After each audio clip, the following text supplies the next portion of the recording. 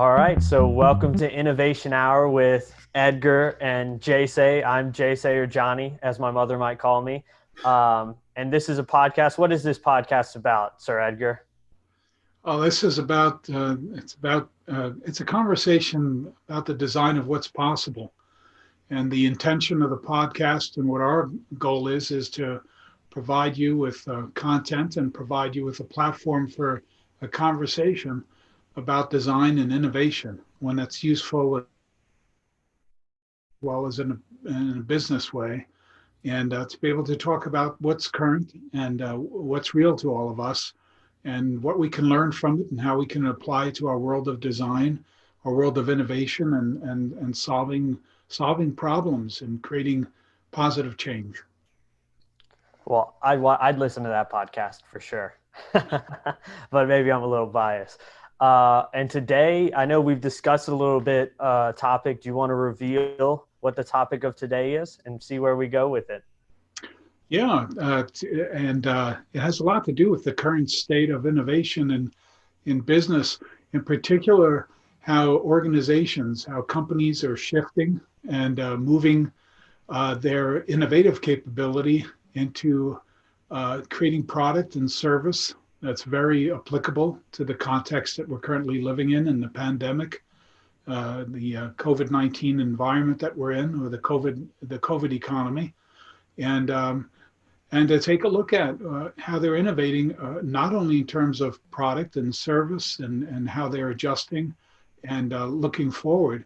There's also this conversation about how it is that they're going about their marketing and the messaging and how well it reflects and how well it aligns to the actual customer experience, the way that we're all living and experiencing the world around us in the current context that we're in.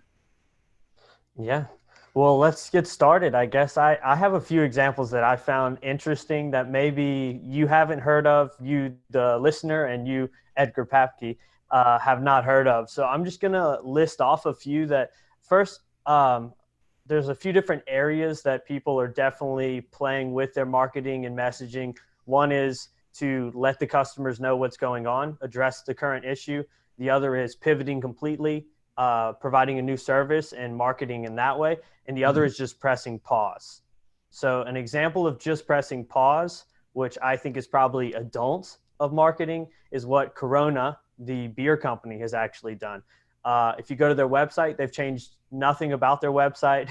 They don't really have any pandemic information going on. They haven't used this in any way to try and spin off a story or provide additional help other than today, which is Cinco de Mayo, huge holiday in the U.S., but not so much in Mexico, where most people just drink a bunch of margaritas and beers.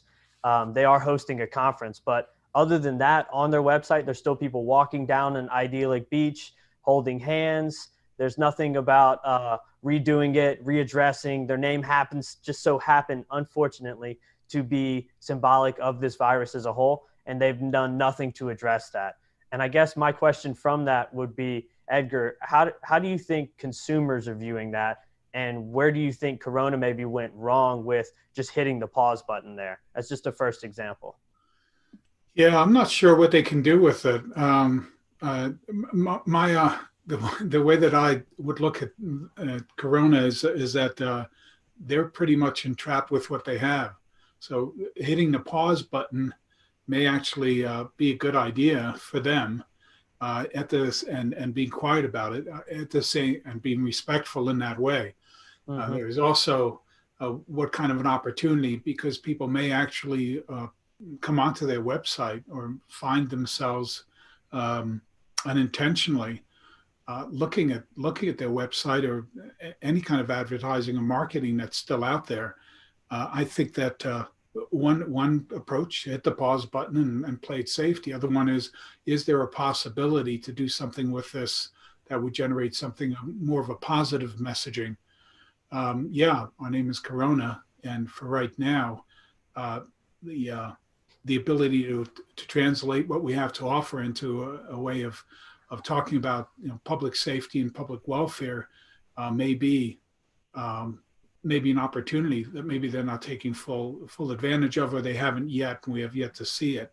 Mm-hmm. I think all in all, when you look at it, uh, the main message here for a lot of companies is in their marketing and advertising is not to be tone deaf, Right. not to just be going on as business as usual, because at a real deep level, that tone deafness and not listening and paying attention to the experience of people out in the world right now, that's the lack of empathy, that's the lack of mutual respect, Mm-hmm.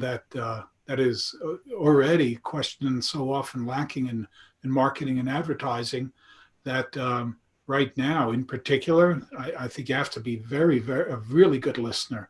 I think you have to be paying more attention than you typically would to that experience, because the last thing you want to do is behave in a way that you seem to be ignoring it. I'm not sure if hitting a pause button says enough. Right. That would be, I think, there's a spectrum here that we can probably consider as being good or bad. And the reality is that I think if you really think about innovation, you might want to think about what the opportunities are.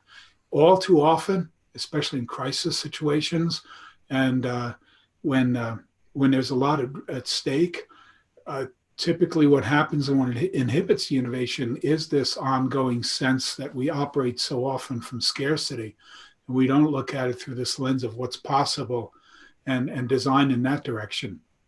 And scarcity can have a way of also freezing us. So we've got to be real careful about that. And you can see some of that showing up. And of course, what is the definition of social entrepreneurial behavior? Mm-hmm. And so, am I really being entrepreneurial when I'm not doing anything? So, it's a great question that you're asking there, John. Yeah, and I think you mentioned tone deafness, and I have a few examples that I thought were interesting of being aware of the tone. Hershey's was rolling out a huge ad campaign. A big part of it was hugs and this interaction between humans. They put it on hold. KFC, finger licking chicken, they put it on hold. McDonald's in Asia actually did a post, well, actually more like a commercial, sharing best practices and showing the moments that didn't change. I thought that was really clever. So they made a campaign about showing what's the same flavor of the burger, the same enjoyment you feel when you eat it, the same experience overall, even though you might be isolated. So it tried to connect people through their food. And I thought that was an interesting thing to be able to connect people through what you're providing. And I think that's one of the big things companies are really trying to focus on is generating trust. Yeah, yeah, um, yeah. We know that at the end of the day, the customer experience, all through the arc of customer success strategies. I mean, you name it. Everything that we're really talking about at the end of the day is about human trust, and how does that show up?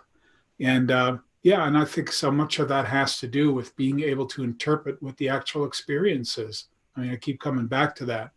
And Mm-hmm. one of the things that happens in some of the examples that you're pointing to is that you can almost feel like there's a constraint that's being placed on our marketing or advertising. There's a certain level of constraint that comes from this idea of scarcity again. And so very often when you look at constraint as being a challenge, then you see it as that constraint actually drives imagination. So we can imagine, we can reimagine what's possible. We can also find within the context of what we have as constraint is applied, what is still there that we can use, and what is it then that we can innovatively expand on? Because what's still there has value. And I think you're on the right track, or you're absolutely on the right track with that idea, John, because I think at the end of the day, what's a value that creates trust in the customer experience in the market and the consumers, and the same applies in business to business. I think that's so important to the messaging. And and what I find really, really powerful are the organizations that are turning their attention to what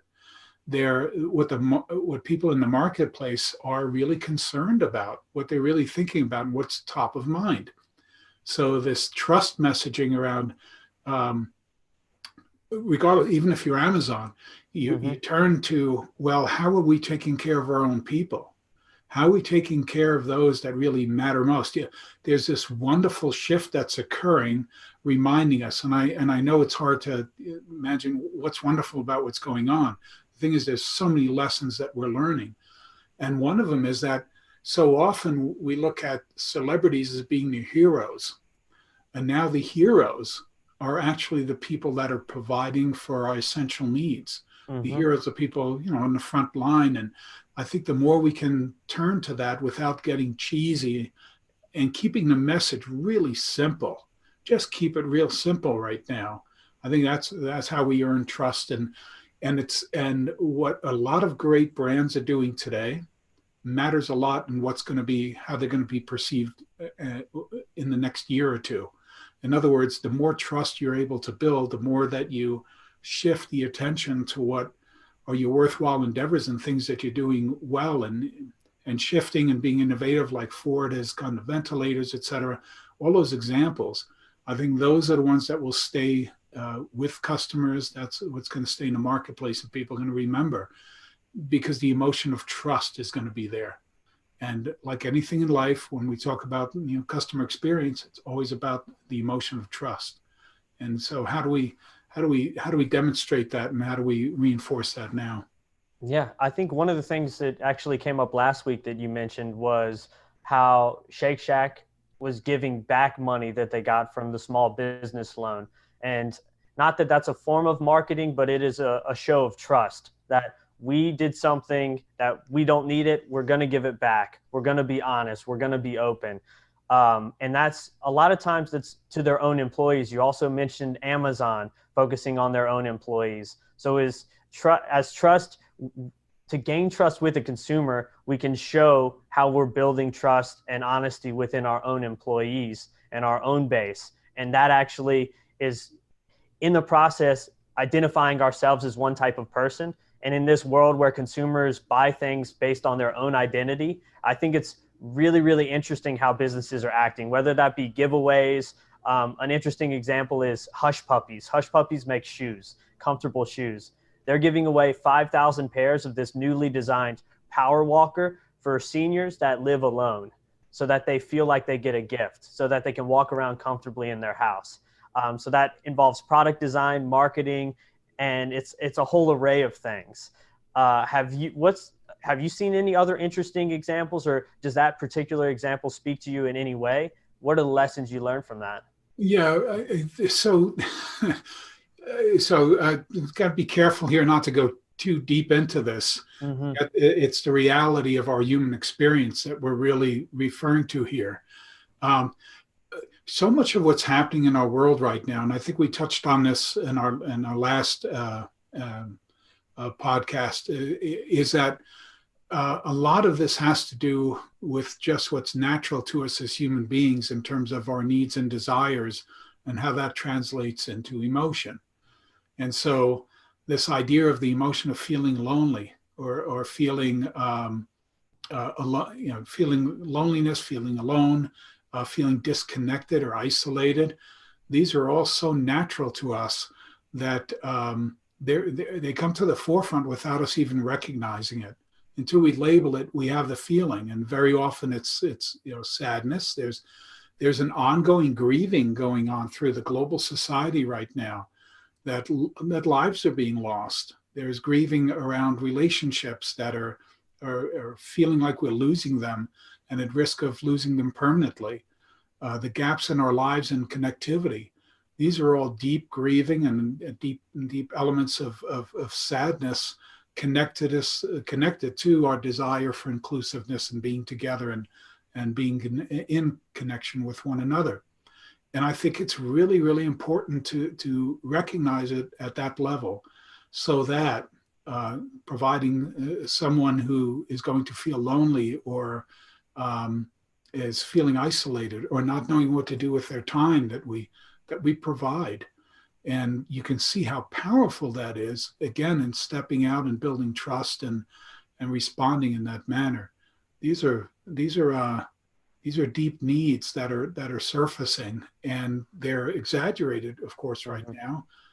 Uh, Grieving, losing loved ones, losing friends. Um, I, like a lot of people that I know, have lost friends, have lost acquaintances to the virus, relatives, and that ongoing grieving takes on a social effect. And the more that we can do to respond to that and respond to it in a very, very natural, in a very honest manner, an open manner, and the vulnerability factor right now is key. And it's also key to how it is that companies are helping people move through the pandemic and help move through it emotionally. Mm-hmm. I I have an interesting example, I guess, because that reminds me of that people are feeling so much right now, like you mentioned, grief, loneliness, and it can turn into frustration when companies start what seems to be taking advantage or capitalizing on that grief and making money off of it.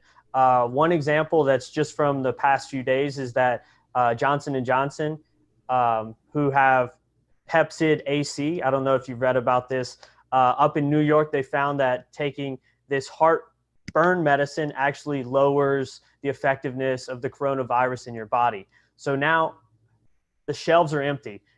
They've sold out everywhere. They're pushing out their product. They have done a good job informing, saying that we're trying to continue to deliver this product, but be aware there is no formal science research completed at this moment that says this will solve all your problems, that this will function as a vaccine. But they're still making 250% more than they normally would off that product. What do they do with the money? What direction do they head so they don't look like bad people when they are just providing a product? Yeah, again, it's where do you want to put your innovation? What can you do differently? I think the cornier that it is and the less authentic it is, the more you put yourself in danger, as you just pointed out. Mm-hmm. And there's always that but factor. There's the misalignment is obvious. We've got a product here that now all of a sudden has been at an amateur level kind of said, oh yeah, this is gonna help you. Yeah. And the consequence of that is that now we get to sell a whole bunch more and and on the other side, we're going to just message in a polite way that, oh, by the way, nothing's really been proven through trials or anything. And so, but we're going to do it anyway. And I think that's probably, we already know that going into this pandemic, we already know that the trends in consumer behavior and consumer desire was to have more authentic and to have more social entrepreneurial behavior from makers of products and deliverers of service. We already know that. So now's the opportunity to actually elevate that as opposed to, trying to run up against it or trying to avoid it. Yeah, I think you're exactly right. That interaction between consumers, it could go so wrong if you don't actually know them and know them well. Another interesting example that I came across was actually a live concert in a video game called Fortnite. You may have seen the promo of it. I watched the entire thing to see what the concert would be like, and it was nothing like I expected. It was interactive. You were moving through different sceneries, different lighting. It was super engaging. And for me, it could be the future of concerts, honestly. But the ability to recognize your consumer base and where people are right now, which, yes, they're online, but maybe your particular group are on this video game or are in a particular section of the internet, and provide them means to interact with you in such an incredible way. Travis Scott was the rapper who put on the concert. 12.3 million people attended this online concert. And not to say that's the future of concerts, but he's generated so much attention from just a simple interaction. And there wasn't really messaging behind it. It was, hey, we're doing this and you're welcome to come. And it was open to everybody. And in that interaction and engagement, it provided an outlet for a lot of people that may have never heard of him before. So how do you think companies can uncover these new opportunities or new markets? Where do you start? Do you start with consumer ideas? Where do you begin? Yeah, that's an excellent question, because there's probably I think there's a set of right answers to the question of where do you start. One is you can take a we will build it, you will come kind of approach to it. I think it goes back to focusing on putting the solution first, and that's an important aspect of this, especially now. let's put the solution first. And so let's go build ventilators. Let's go make masks. Let's go put the solution first. I think that's the first place you go to, is what's going to be the most helpful. Now, having community concerts, having connection in different ways, that itself, again, manifests in a set of potential solutions. So I think we're back to understanding what the right problem is. And this is design thinking and innovation at its best, is let's take a look and have empathy to the actual experience. So what's the experience of music lovers, concert goers? What are they missing right now? And what's the solution that we can quickly get out there that helps to satisfy the need, whatever that happens to be? This is where business is at its best, because business is the most advanced art form, and it's about creating products and services to satisfy need. And whenever there's a barrier to that need getting met on a customer's or consumer's level, then we've got to be able to figure out what that is, and then solve that and solve the right problem. And so a lot of that is really right now, how are we dealing with the crisis, and what aspects of the crisis do we best interpret from the consumer and customer angle? And that's very real. And there's nothing really corny about this. It's kind of like, what do you really need, and how do we satisfy that, and how do I do it in a genuine way? If I provide you with entertainment, do I quickly see it as a money-making opportunity, or do I see it as solving a problem that buys me trust and builds my brand for the future?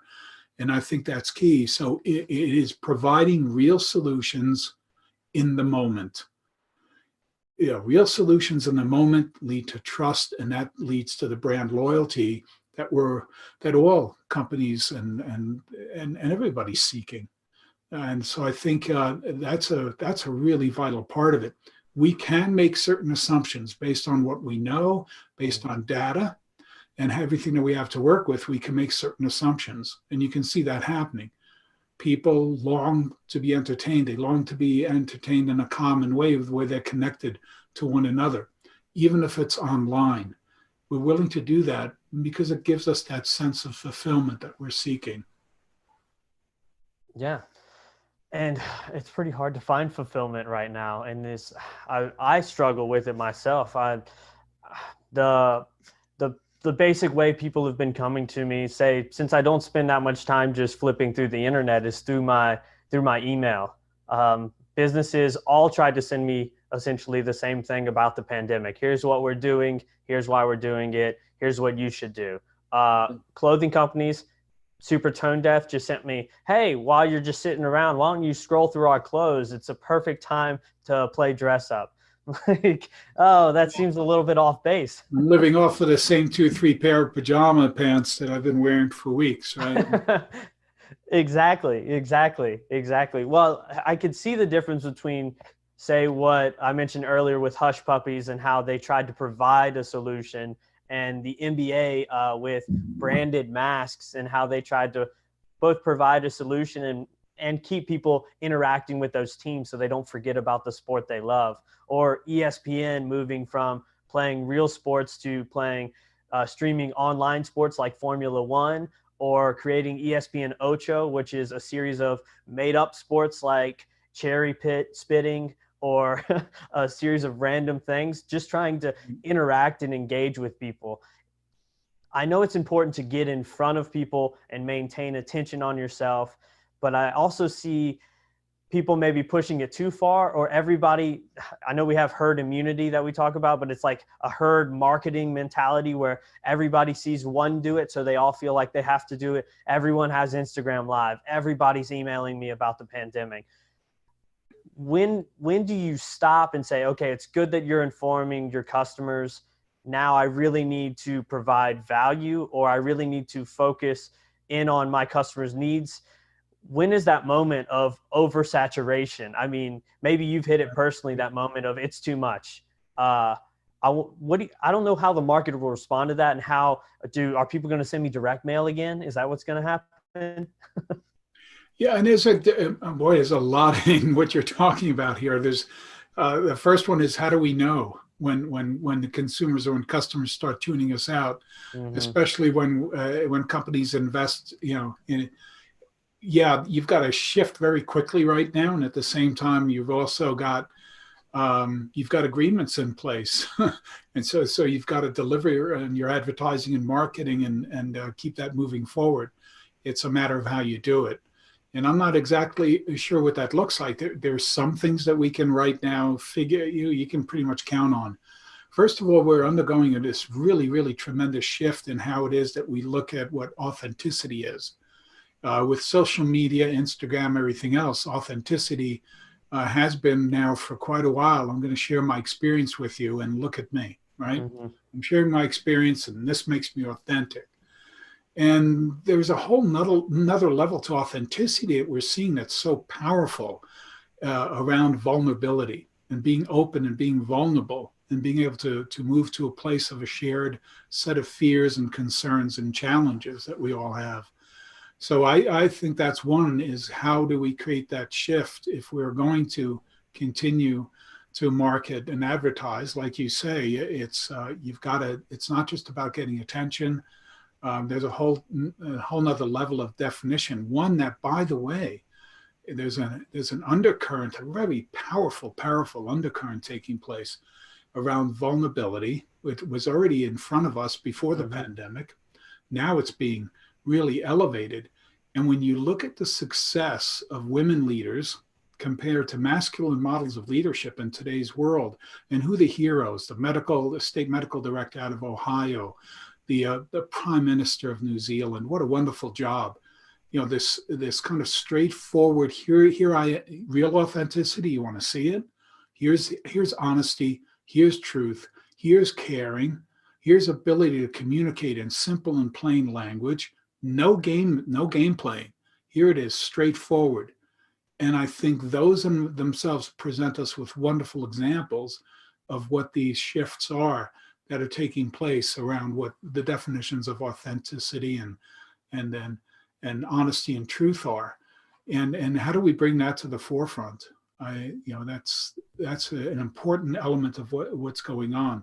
Mm-hmm. And so It reminds me a lot of a couple years ago. I was working on a project trying to identify trends in packaging design. Ironically, it reminds me of it because one of the things that we uncovered in one of our reports was um, how you buy your identity. But that in part that goes because humans as a whole have come a little bit farther away from religion as they had in the past. So they looked for this new religion. So whether that be vegan or CrossFit or this gene mm, company really does something that matters to me, and I want people to know who I am, so when they look at me they'll see that. Or these headphones, these Dr. Dre headphones mean I'm cool, right? So they connect so much their identity with this product, with this yeah, service, that what people do now, we've been talking about trust so much, what people do now will completely change. Well, maybe they're not making a ton of money now, but in the future they'll lose a ton of clients if they make one misstep, if they seem like they're not acting in that authentic way that you mentioned. And it's something that we saw before, but I think now that we're isolated and focused only on this digital world that we see. So everything we interpret is going to have to be through this one outlet. And maybe companies that are new in the water are going to make some pretty serious missteps, even if that's just showing people hugging. I mean, I don't have a problem with people hugging, but I can understand that it's not a realistic expectation, or it's not something you should promote at this time when simple human touch is something that is a little worrisome. yeah. It first of all, it deepens there's that element you're going to draw out sadness, and I don't like it when you make me feel all that sad unless I want it in a movie or in a book or an experience, right? So there's that element of it, and there's the ongoing challenge of dealing with those fears that how long is how long will this last? How long is it going to take? What is the second curve of change going to look like behind this? How's it going to impact us? So I think you're right, and it goes back to that idea. I agree with you wholeheartedly. It goes back to the idea: are you lacking empathy here? And are you really paying attention to our needs and what it is that we want and desire? You're off base and you're not paying attention, and that paying attention goes so deep into who we are. And when we listen to one another, we demonstrate mutual respect, that I treat you the way you want to be treated. And that is so powerful. And so I think that's very true. And I also see a tremendous opportunity in that. And that is now, you mentioned before concerts and sporting events, this reimagination taking place. Well, the idea of reimagination can happen. It doesn't have to be at the mega level. It can happen at a very intimate level in local, small, markets and in products and services in a way that really calls upon us to be able to tell a really good story. I think right now is the time when you can tell a great story.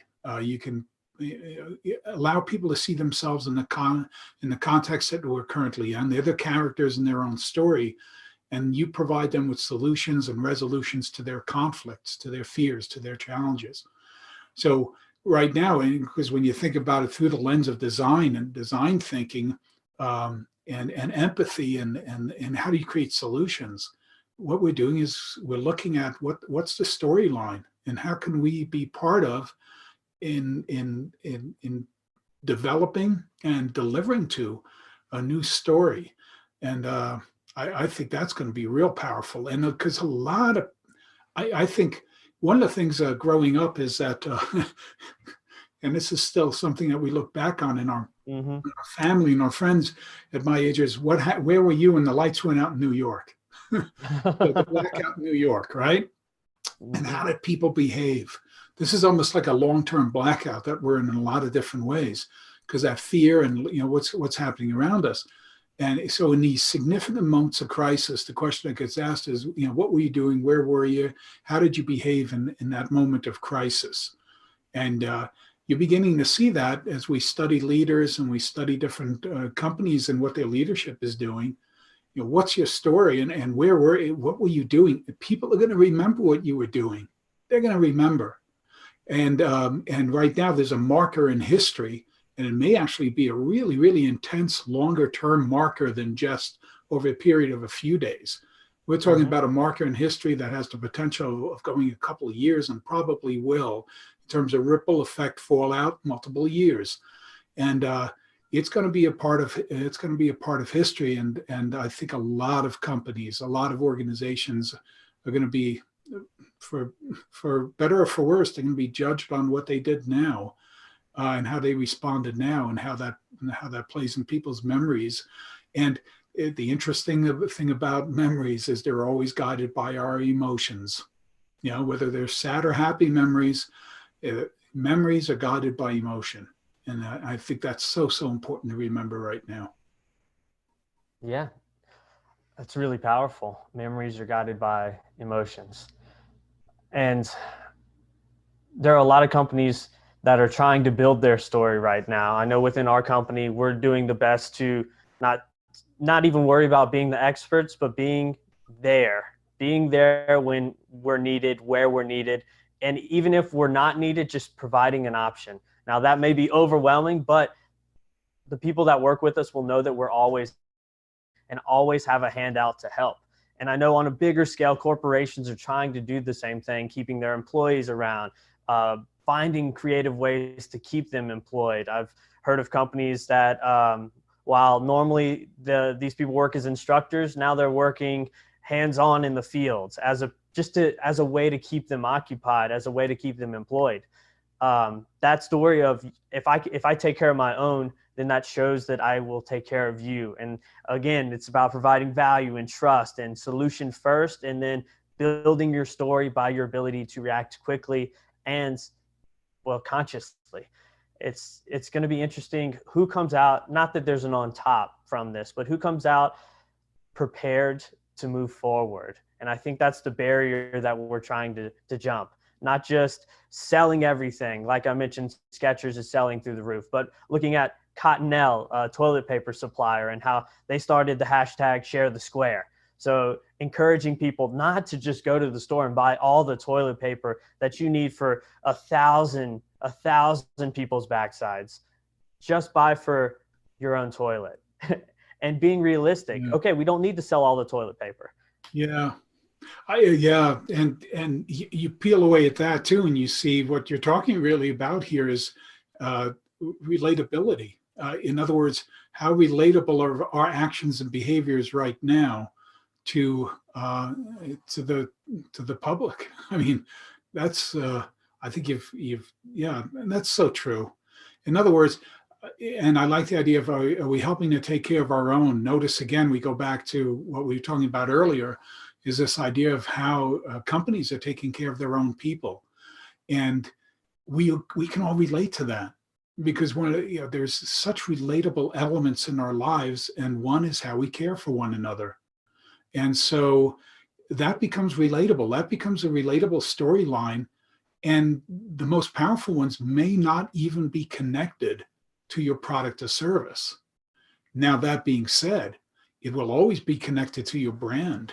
Just like we as human beings and leaders have legacies, and that's a whole other piece to get on, is how we innovate around our legacies as leaders and companies and as CEOs. But there's this relatable element in how we care for one another that then translates into part of the brand meaning. And it may not have anything to do with your product or service. It's just simply the messaging that says, we're relatable, we get it. Here's you're a part of our story, we're part of yours. And those are the connections that companies currently have the capability of using. And it doesn't come out of a place of thinking, scarcity can drive imagination if we think that way. It can inhibit us, and it can excite us and energize us, and energize and drive our imaginations.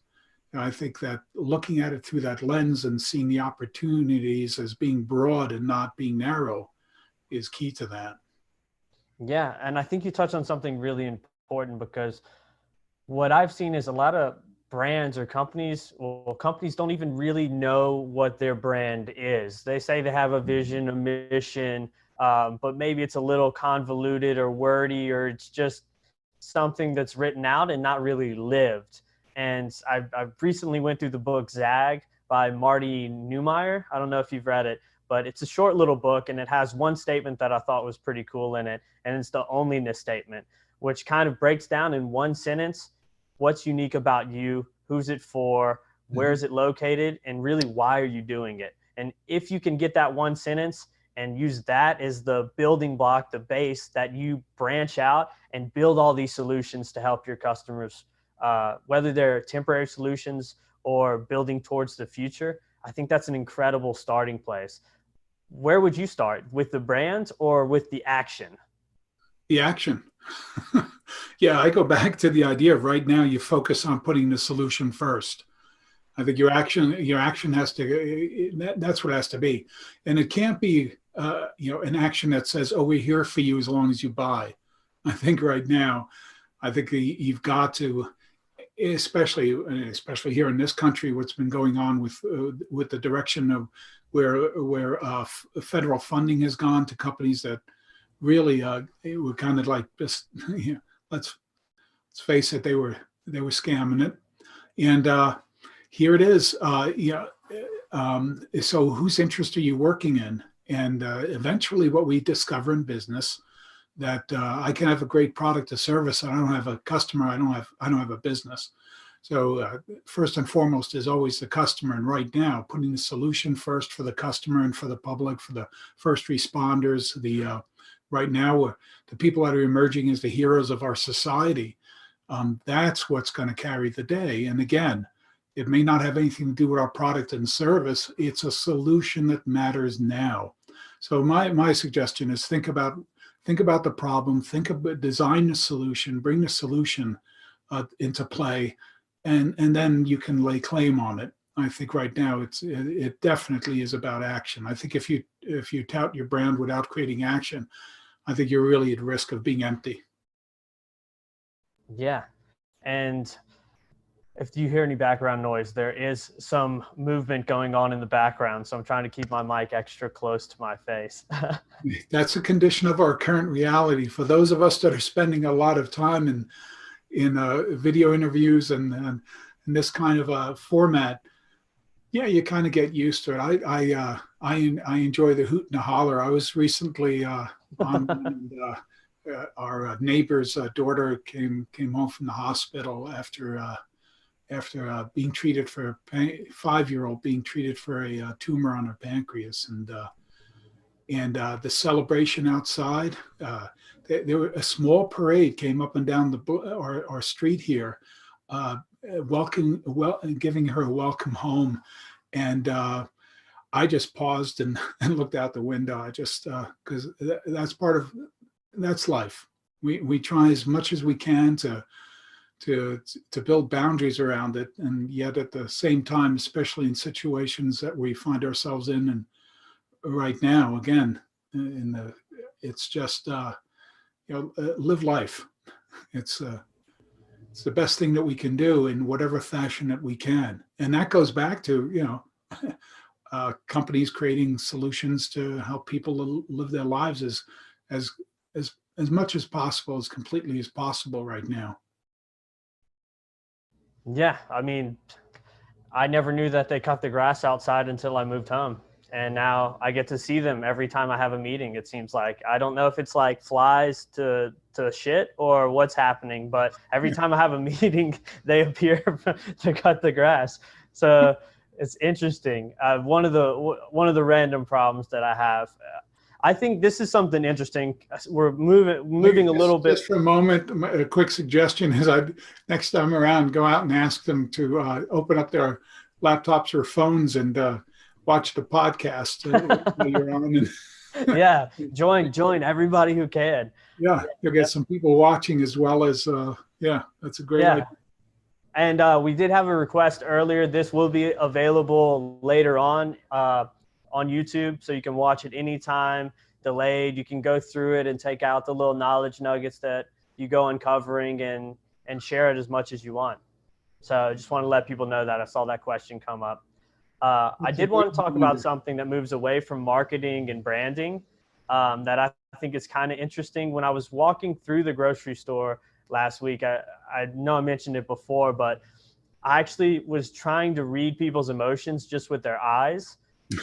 Because I can't see their masks. And I always thought I've taken social or emotional intelligence things before, and I usually do pretty well. I think it's because I'm a middle child and a whole bunch of other reasons. We don't need to get into that, but I cannot read people's eyes. So I went online today to take a test where it was created in Cambridge, and it shows you pictures just of people's eyes, right? And then it gives you 4 emotions, and you have to select the emotion that follows what you think the person is doing.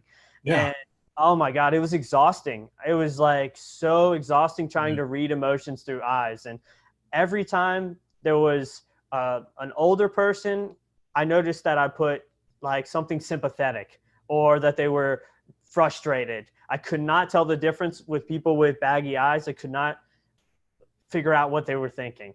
And it's going to be interesting how everyone's going to be able to handle that. And what solutions are going to come up? Is it a mask that shows a smiley face or a frowny face? What is going to come out of that weird, I don't know what people are feeling area? Yeah, it's interesting in that, a cartoon, 2 people in the room together and they both have masks on, and one says to the other one, I can hear you mumbling about me. There's so when I go for a walk, a walk around the neighborhood, I dutifully wear my mask, and that's that I've been in quarantine now, self-quarantine for weeks, and so I think I'm good. I certainly don't want for anyone to feel like I'm putting them at risk. That's the social responsibility and that's mutual respect as far as I'm concerned at work, and sometimes I'll see we've got one down the street who loves to do skate, on the skateboard on a half pipe in their driveway, and I just let him know I'm smiling. I said, I'm smiling right now, just to let you know I'm smiling. Yeah, and so that's a really, really the interesting part about that for me is the amount of energy that it takes. So now, this fatigue is building in terms of how we're communicating with one another. And so much of it is on on this platform, and how conscious we are. And you're looking at yourself, you're looking at others, you're trying to figure out, your eyes are moving when you've got 30, 35 people on a call or in a workshop. I'm doing workshops online and a lot of group sessions, and just to keep track on the screen. I'm thinking of getting myself a much bigger monitor to look at against the wall and make it easier for myself. Yeah. I'll have to get a hold of Apple or somebody and see if they can send one my way. Yeah, well, if they send one, ask for two. If they're going to be that friendly. I'll put the logo behind me. Yeah, that'll get them. That'll get them. That can happen. Yeah, I know. Well, it also spins off into all these other. I mean, just from one trip, my mind exploded. I guess because I've been isolated, I'm trying to solve problems that are right within reach, and then when I go out, I see this whole new world of opportunities. And one interesting thing was homelessness. When people are starting to use less money, how are homeless people that actually don't have an income, if they're begging, how are they going to get money? Like, what solutions are going to be made for them? I noticed one person who was begging at Walmart, it was like people were like spreading as far away from them as possible. One, because everyone's using digital, so they probably didn't have money on them, but two, because this fear of they definitely have the virus. They're not wearing a mask. They're not showering. They're not washing their hands. And now it just makes the gap even bigger. There's a multiplying effect. Mm-hmm. Well, I think one of the things about this, when you think about design and you think about, figuring out the right problems, and in a way, I think it's always healthy for society and for the broader public to get engaged in the dialogues at solving the big wicked problems. So that's a lot of the thought and a lot of energy that is consuming a lot of my time right now. Mm-hmm. And I shouldn't say consuming it. I'm gravitated towards it because I think the meaning is so significant that we begin to not let this opportunity go by where we're not looking at the big wicked problems that right now we ought to be focusing on. And it's easy to put them in the background, and yet we do have all the issues around climate, and we have issues around homelessness, gaps in society. We've got to deal with education issues on a worldwide basis. There's a lot here now that right now I would suggest, if we think through that scarcity and contraction lens, we're going to be missing an opportunity. So I think it's really, really important that that right now we also recognize that our human capability for innovation is extraordinary, and that we can also apply it to the right issues and the right challenges. Those that have been around for quite some time, those that are societal and really truly wicked problems. Yeah, I'm hoping it will take some unique people to be able to flip their focus from being so close, meaning the virus is affecting me, so I'm going to handle what's mine and not expand to take care of all those others around me, or those with pre-existing problems like homelessness, or the scarcity of food that's happening in some countries when we're throwing away these massive amounts of food. If there's so many opportunities to connect the gap in these wicked problems, and it's going to take a special group of people that are capable of seeing farther than just what's in front of their face. And I know pandemics and crisis, it brings your focus really tight and you walk straight forward, but I can't wait to see what comes of it. I mean, again, it's also imagining what's the story we can tell about ourselves a decade, 2 decades, 3 decades from now on. What were we doing now that provided? And and one of the messages that you see so often right now is we're in this together. We're all together in this, right? And the messages of togetherness and connectivity. And I think it's important to realize how that's also being used. If we say that we're all in this together and we want to do something helpful, I think it's a very different message than we're all in this together as long as you're spending money with us. And I think this is the opportunity for for organizations and for companies to be looking at not just the opportunities within their business construct, but rather to look at it through that lens of social entrepreneurism, and looking at it through that lens of what's possible. And these are the opportunities, and I would feel very remiss and feel somewhat saddened if a decade from now we're looking back on this time and not and seeing that we didn't realize the opportunities that are in front of us all. Yeah, and maybe people in places like, say, Los Angeles, where for the longest time smog just laid heavy on the city, and for the first time in decades, you can see miles and miles. Like some of the cleanest air quality in the world is coming out of there after all these years of just nastiness. It's amazing how it only takes this much time for the world to be like, oh yeah, humans, and scoop us off. Maybe that feeling of, one, connection between the worlds, as in, as humans, we all have this same problem that we're going through, and we're working to fight it together. And two, wow, this world is definitely, as from a nature standpoint, is incredible at its ability to recuperate and recover. If we just give it a little bit more of an opportunity, the issues that we're facing will become much smaller, and maybe it won't take that much effort. So I think there's a message of hope that comes out of it: connectivity, hope, better understanding of what your own capabilities are. And it's hard because I think with all this isolation, people a lot of times are looking for purpose.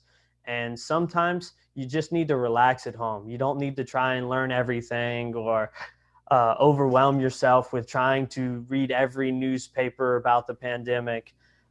I think it's good to hit the pause and just be like, all right, today I'm just going to have margaritas because it's Cinco de Mayo, and it makes me happy to talk with my friends, whether it's on Zoom or some silly video game, and just do nothing and learn nothing and expect nothing but a good time, you know? Yeah. Yeah. And then I also think about to be able to just for a brief moment to take pause, and what are the different forms of pause that we take, Mm-hmm. and how important that is. Yeah. And in a way, that's self-empathy. It's empathy that goes out into the world, and in a way, and there's and then I think about the empathy as also being a form of confidence. Hope is a form of self-empathy. Hope is a way of empathizing towards others. We give hope to one another, and we explore the meaning of hope. And when we think about designing solutions and innovating, we always have that element. And there's a certain level of confidence in that. I think there really is. And to be able to see that in how we all together hope to make things better, how we empathize towards each other, and we have confidence in that. We have confidence in that vulnerability, including taking care of ourselves. That at times we do have to take pause, we have to take care of ourselves, and be able to find the right energies so that we can put our time and attention and put our energies and commit to making things better and finding the right solutions. Yeah. Yeah. Well, in this conversation, we've gone from talking about how companies talk to their customers to talk to their employees to how people talk to themselves. I think we've kind of dove deeper and deeper and gone in various directions and covered a pretty wide array of things, but some themes were kind of overlapping in my mind: that being vulnerable, being empathetic, understanding those around you, understanding yourself, and also just taking time to consider what's happening and know the story of yourself, the story of your company is what is going to reflect on you. So make sure that's a story that represents you and also shares with the world what you want to be shared. Yeah, that's very good. Yeah, and with that, then the final thought I'll add to today's conversation is listen to the words. Listen to the words that people are using to better understand their experience and have empathy towards them. And then for yourself, and that self-empathy, and that is listen to your own words. Listen to your self-talk. Be conscious of your own thoughts. Have an awareness of the words that you're using, and listen intently, not just to others, listen intently to yourself, and then find those alignments. And I think that anything from a personal relationship all the way through to the relationship between a large multinational corporation and its products and services to the customer experience. I think right now we have to listen with empathy, and to listen with empathy, listen to the words. Be very, very conscious of doing that well. And I think that's going to be Yeah. helpful for all of us. Yeah. I would love to one day go through with you exercises. What exercises could we do to help, say, with my own self-talk? Because I know I'm super competitive and obsessed in some ways. And so I probably need help with all the different voices going on in here. That could be an interesting topic for another podcast for sure. Yeah. Yeah, we can. And of course, then we delve into mindset and different structures and ways of actually doing that. I think that'd be a really interesting topic for us to cover next time around. Yeah, for sure. Well, thank you so much for your time, Edgar. Thank you for your knowledge nuggets. Is Likewise, there John. anything else you want to share? Always a pleasure to hang out with you on these casts. Really a lot of fun, and always a good time. Yeah, well, I've seen in other podcasts, this is what people in. Where can people find you at in the digital world, Edgar? Yeah, I guess to use an old phrase, just Google me. Google him. There we go. Don't Google me. You'll see things you don't want to learn. Okay. Yeah, So, yeah. Just edgarpapke.com, and you just go ahead and text and call or email or whatever it is that you like. As always, we'll be responsive as we possibly can. Awesome. Well, thank you for your time, Edgar. And I Thank you, guess this John. is us signing off. So thanks for joining another episode of Innovation Hour. And I hope you really got that interactive discussion on the design of what's possible. We'll see you next week. Thanks for joining. Be well, everyone. Be well. Later, Edgar.